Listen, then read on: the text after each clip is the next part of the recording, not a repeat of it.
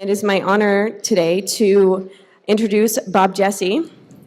And on a more personal note, Bob was so gracious with his time about 3 years ago, and we must have talked on the phone, on a Skype call for almost an hour and a half before I even started the AWARE project, and it was really such a touching gesture. So it's just an honor for me to be able to introduce him today, 3 years later. So I'll read Bob's bio right now. Bob Jesse is convener of the Council on Spiritual Practices, through which he was instrumental in forming the psilocybin research team at Johns Hopkins, as well as being one of the team's co-investigators and co-authors. Bob serves on the board of the USONA Institute, where he led the writing of an amicus brief for the U.S. Supreme Court in a key religious liberty case that was decided 8-0, favoring the U.S. branch of the UDV. Please welcome Bob Jesse.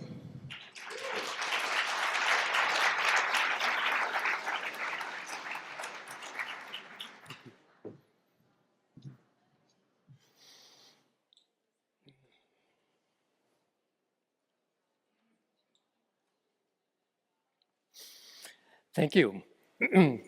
I'd like to begin by naming a few historical figures whose thinking has deeply influenced my own.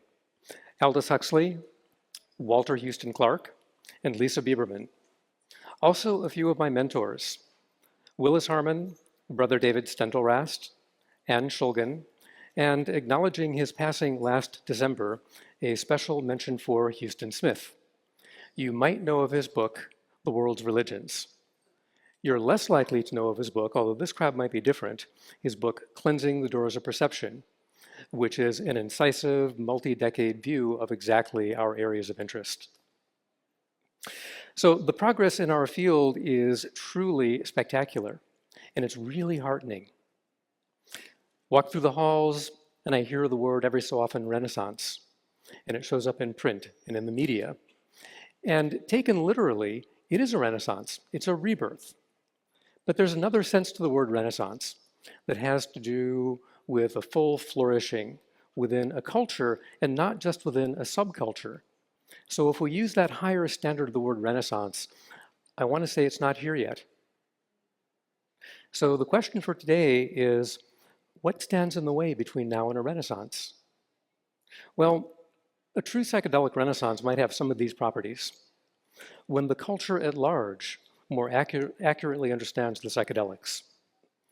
When skilled psychedelic-assisted therapy is widely available, and when it's widely available to people without regard to their ability to pay. And then there's the mystical type experience, non-duality, and many other names. This is the type of experience many people will say long after the fact that it was one of the most important experiences or the most important experience of their entire lives. There are also psychodynamic and archetypal experiences that may come before or after that kind of experience. So for me, one mark of a psychedelic renaissance would be a time when the culture does not regard that type of seeking as odd. And when it's available with suitable containment and widespread social support as a birthright. So our field is nothing if not complex and diverse. So much so that I don't know whether to call it a field or many fields. We talk about a wide variety of substances, and we don't even agree on what is and is not a psychedelic. How about cannabis? How about ketamine? The psychedelics are used in a wide range of doses, from micro to middle to heroic. They're used in a wide variety of contexts, and they're used for a wide variety of purposes. Taken all together, the claims that are made for psychedelics are so sweeping that we shouldn't be surprised if people not in our field say, oh, come on, you're kidding me. Is there a single problem that your substances won't address? So we have a tall task ahead of us, and that's to do a lot of explaining and to convey a lot of nuance until what we understand is more widely understood and accepted within the dominant culture. I think we're not out of the woods yet. Let's look at a few use cases and ask what stands between now and a renaissance. First, laboratory research. We all recognize the promise of recent re-emergence of above-ground clinical research and research with healthy normal volunteers. In that field, something that could go wrong is called a serious adverse event. That's an irrelevant slide. And a serious adverse event could really set the field back, depending on how adverse it is, how the media responds, how the regulators respond.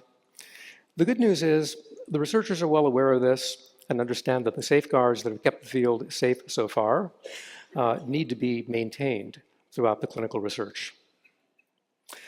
Alongside research bubbling up in various places around the world is religious use. And I mean to include a lot under that broad category of religious use. Some entheogen use, and I'll use that word, entheogen, is easily recognized as religious practice. Why? Because it has an established order of worship, a congregation, a lineage, trained leadership, a calendar of religious observances, and so on. In other words, it looks like what we think religion usually looks like. But there are other uses that still, in my view, deserve the word religion. They ought to be acknowledged as religious, although they follow different models. One is shamanism, and another is spiritual exploration among friend circles, people gathering with serious intention and appropriate safeguards, although not formalized. And then there's the whole area of retreat centers. So what could track in religious use? Well, when there's a lack of skilled, experienced, and networked leadership, people can get hurt. There can be medical emergencies, there can be lasting psychological harms, and there can be more subtle issues that I'll talk about later. So much of what we call immature religion comes from unwholesome or confused motives, and from leaders overestimating their readiness to lead. The problems often emerge around money, sex, holding what you might call the chalice of revelation or other power issues. So this is a web page captured a little over a year ago. It describes the first ever legal ayahuasca retreat center in the United States. We see pictures of its leader, who writes on the right-hand side of the page, "Welcome, I'm Trinity. Who I really am is infinite, nameless, and beyond all labels and words." If you scroll down the lengthy web page, you get to more text. "We are here to build 30 Ayahuasca USA retreat centers and churches in the 30 largest cities in America before 2030, our new golden age." If you go further down the web page, you'll discover that participation in these retreats is by donation. However, the text goes on to explain that in essence, if you're not ready to donate a lot, it probably means you're not doing enough spiritual work. And now is your golden opportunity. So the ayahuasca community responded to this informally and effectively. They wrote, "No, actually you're not legal. Furthermore, what's your lineage? Where are your elders?" And it wasn't very long before the website was taken down. But one hears that these people are regrouping, and they may in time approach the DEA asking permission. Why did they say they were legal in the first place? The answer is they had a piece of paper, which they called a charter, from a splinter group of the Native American church called ONAC. Well, guess what? You can effectively become a charter of ONAC yourself. You can become a card-carrying member. Here I blacked out the name and the picture of the person who showed me her card, but if you go on the internet and pay money, you can become a member of this ONAC Native American church. And the back of the card informs you that being a member of ONAC qualifies this cardholder to carry and/or possess Native American church sacraments, including but not limited to peyote, ayahuasca, cannabis, psilocybin mushrooms, and fungi, etc. There's no reason to think that's true. There is one sacrament in the Native American church, it's peyote. One Schedule I substance that's a sacrament, it's peyote. So somebody's making what kind of looks like a business out of selling fake stay-out-of-jail-free cards. What happens if substance-based religion becomes too hot for the culture at large to handle? Well, the culture at large has recourse. The DOJ can tighten up and say, no. The courts can say, no. Furthermore, the protection potentially available federally is not by constitutional law these days, it's by statute. Congress could amend the Religious Freedom Restoration Act to exclude from its purview the Controlled Substances Act, and that would be a real loss. There are some subtle ways that religious use can go off course. Huston Smith addressed this under the heading, The Esoteric-Exoteric Divide.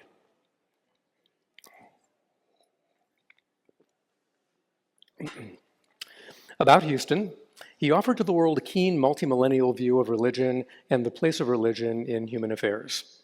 I knew him to be an exceptionally wise and kind soul. There was not a mean bone in his body, and he was not an authoritarian. Nonetheless, he wrote, "To argue that there are things in religion that are best kept secret cuts against our democratic grain, yet tested religions do so argue. There are pearls which, cast before swine, will be damaged themselves by trampling, or will damage the swine should the swine eat them." In the Bhagavad Gita, Krishna forbids imparting higher knowledge to those who are not ready for it. Either, as I have said, the subject will be damaged, or the significance of the experience will be missed and the encounter trivialized. Thus, either the subject is damaged or the Dharma is damaged, usually both. The psychedelic movement pays lip service to these dangers by advising screening and preparing subjects. But on the whole, it honors the esoteric-exoteric distinction only perfunctorily. So that was 1967, well after the printing press and before the internet. Things are way different now. This warrants more conversation than we'll have time for this afternoon. So moving on. In psychology, there is a model of personality called the Big Five. The Big Five factors are traits thought to be relatively stable throughout a life, shifting just a little bit year over year.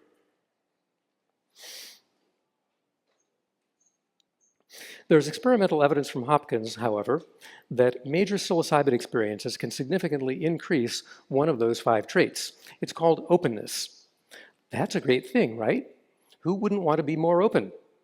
Well, it turns out that openness is described by 6 subscales, 2 of which are the tendency to be intellectually curious and open to new ideas, and the tendency towards a vivid imagination and fantasy life. So this raises the question, where's the line between openness and gullibility? Let's talk about the New Age movement. An interviewer once asked the ecumenical Huston Smith, "What's the difference between your spiritual practices and the New Age practice of taking a bit from shamanism, a bit from Buddhism, a bit from the goddess, etc.?" And Huston replied, "What you describe as New Age, and what I call the cafeteria approach to spirituality, is not the way organisms are put together, nor great works of art. And a vital tradition is more like an organism or work of art than it is like a cafeteria tray. The New Age movement looks like a mixed bag. I see much in it that seems good. It's optimistic, it's enthusiastic, it has the capacity for belief. On the debit side, I think one needs to distinguish between belief and credulity. How deep does New Age go? Has it come to terms with radical evil? More, I'm not sure how much social conscience there is in New Age thinking. If we think, for example, that we are drawing closer to transcendence or God, but are not drawing closer in compassion and concern for our fellow human beings, we're just fooling ourselves. Do New Age groups produce a Mother Teresa or a Dalai Lama? Not that I can see. So, at its worst, it can be a kind of private escapism to titillate oneself. Here's an announcement that appeared on Facebook in March of last year. It's not atypical. It has some typos, and I'll do my best. Hello, friends, less than 3, heart symbol. I invite you to come out to this very special spiritual activation event. There will be very great sound healing as well. Didgeridoo Master John will be doing didgeridoo healing, as well as polyphonic pineal overtone throat singing. These vibrations bring us into a higher frequency of consciousness as galactic star sister Jane transmits downloads to connect us to the solar disks, upgrading our DNA. I highly suggest you try to make it out. This will be a very powerful healing ceremony. I hope you can make it. It will be a trip! ! So I won't really comment on that, though I will acknowledge my own experience of sound as powerful. That solicitation does bring to mind the delicate question of what is and is not leading people astray. And how's a seeker, possibly with elevated openness, to discern? A bit about integration, or know them by their fruits. Let's distinguish two kinds of integration. One is therapeutic, in the context of psychedelic therapy intended to address an identified malady. For example, if you enter into treatment to quit smoking, you quit, and time shows that you're free from the addiction, then your integration for that purpose is complete. Done. Integration is something else when it's in the context of the betterment of well people. I think I speak for many when I say that that kind of integration for myself is far from complete, and it will last a lifetime. If your cosmology goes there, it will last multiple lifetimes. Brother David Steindl-Rast uses the term primary religious experience as a near synonym for mystical experience or non-duality. He writes, "A primary religious experience is no more, though also no less, than a seed for a spiritual life. A genuine encounter with the ultimate does not guarantee a genuine spirituality. The experience may be authentic, but how authentic their spirituality will be depends on what those who had the experience do with it. Will they allow it to transform their lives? Will they have determination and patience enough to let the light which they glimpsed for a moment gradually penetrate every smallest detail of their days?" Again, in my view, that's a lifelong process, and we can't do it alone. It virtually requires some form of supportive social vessel. It's not easy and it's not quick to develop stable, multi-generational communities that can hold that process for a lifetime. It's an extra challenge to form those communities in ways that make them resistant to the corruptions and the pathologies that so often plague groups. But I believe it can be done. For two templates, have a look at the Quakers and at Alcoholics Anonymous. Because of how they organize themselves, in other words, because of their organizational DNA, these groups have withstood the test of time with serious corruption virtually unheard of. A passing mention of other uses in which problems could slow us down. One is underground therapy, and the other would be the overlapping categories of personal growth, aesthetic enhancement, creativity, and recreation. By the by, in a real Renaissance, prudent and wholesome recreation would not be a bad thing. It would be appreciated for what it is without prejudice.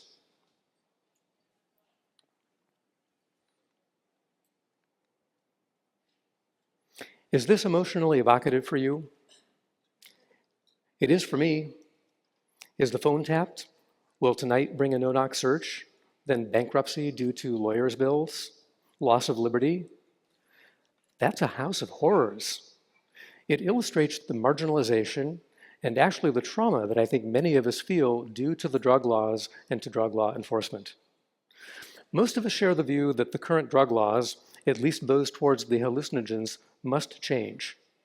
In time, they will change, opening various doors. There's something that our culture is really, really good at, and that is commercialization.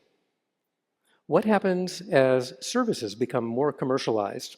Recall the webpage from a little while ago. Here's a picture of a bazaar, and we have at the bottom a curious, elevated openness seeker who wanders through the bazaar with all manner of people saying, "Come take this retreat, sign up for this course, I offer coaching, try this sacrament, try that sacrament." What's a seeker to do?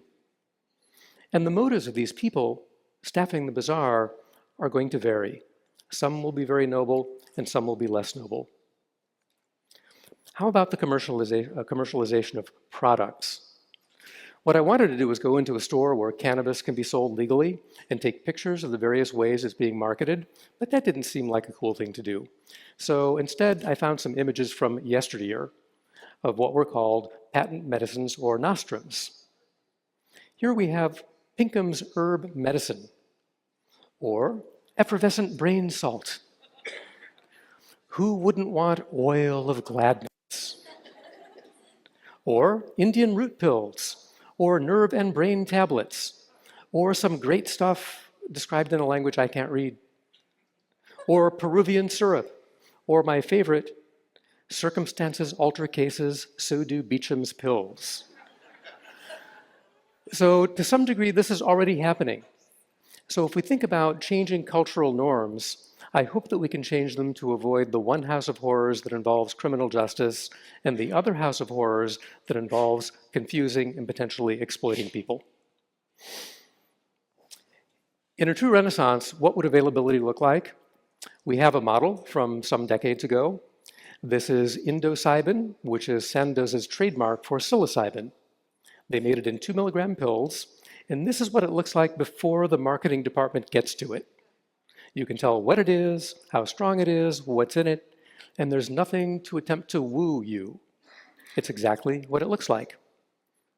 In a true Renaissance, let's not forget this, or San Pedro, or the grasses that contain DMT. There's something quite nice about having a relationship with the living organism that is the source of your sacrament. Stan Groff has said that a culture war backlash is still possible, and that was before the last election. A great provocation, in my view, would be promoting these substances as agents of progressive social or political change. They change how people think, how they vote. They're out to change you. That's not going to fly very well. Contrast that exuberance, for example, with the character of meditation centers, like Zen or Vipassana. They don't promote themselves that way. They just say, hey, we teach meditation. You're invited to come check it out. They take it as an article of faith, quiet faith, that change starts from within.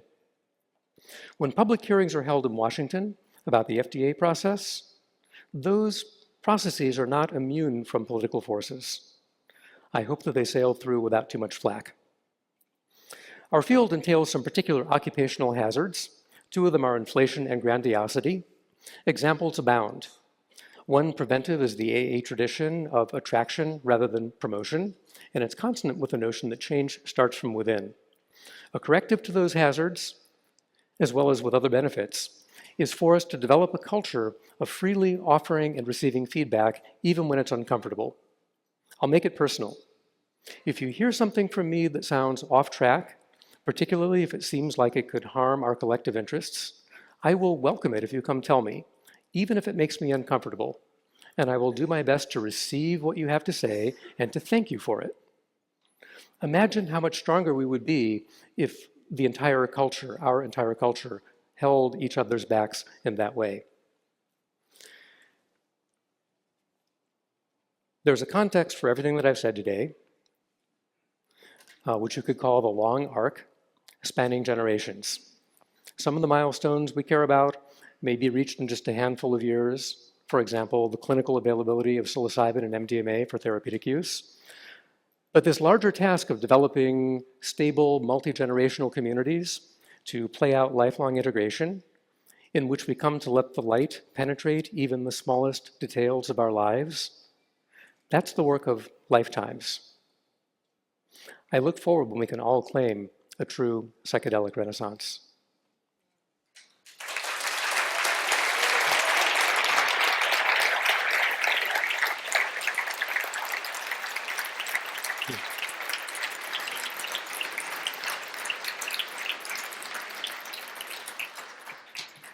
We have time for 1 or 2 questions. If anyone would like to come up, you can speak into this microphone.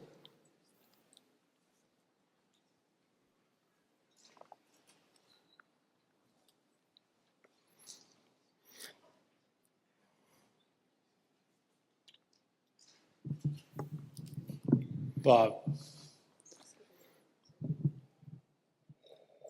what's your biggest fear right now? What's your biggest fear right now in this regard?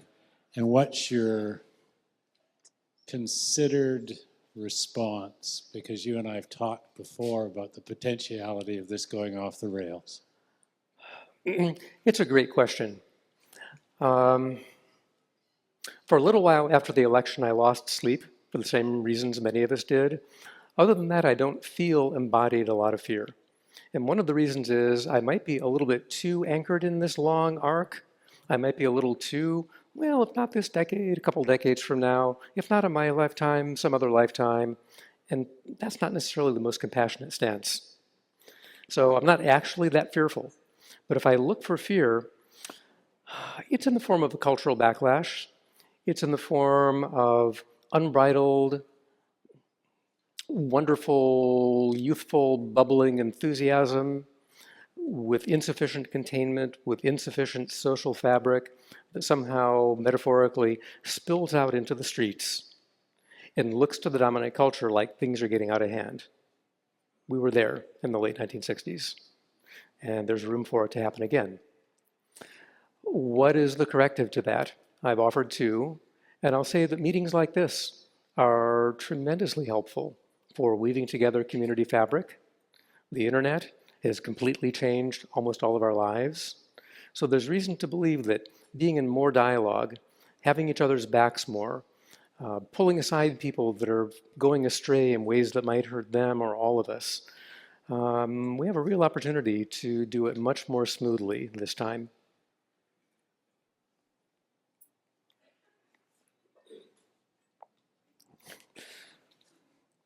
I can't resist since no one else ran up here. Bob, thank you so much for all of your mentorship and friendship.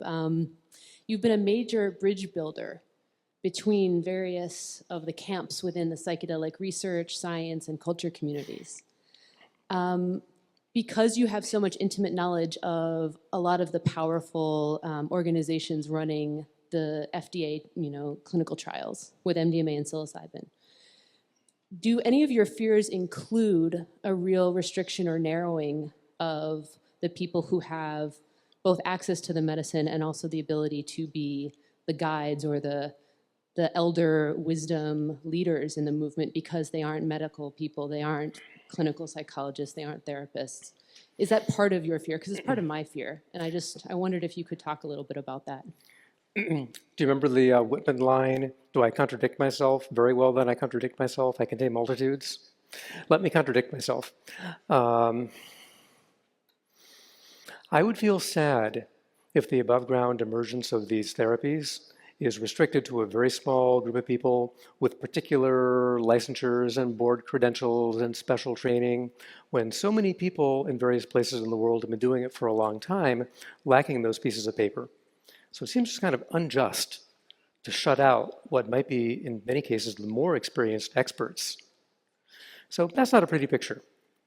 There's another picture that's not a pretty picture, which is opening the floodgates wide and watching clinics open up in this country, elsewhere, where, whether with pieces of paper or not, there's not enough training and there's not enough networking amongst the guides. So that's a different fearful picture, a different sad picture. My faith is that the organizations that are driving the process through the FDA feel all of those things. And at the end of the day, I will trust their judgment about how to open the doors and what the first wave should look like. And boy, I just take it as a strong article of faith that these therapies are actually powerful. They are powerful in ways which are unconventional in psychiatry today, and they'll find their proper place in time. It seems to me as though an argument can be made for erring on the side of a little too slow than on the side of a lot too fast. Don't know if that's helpful, so I think. Thank you.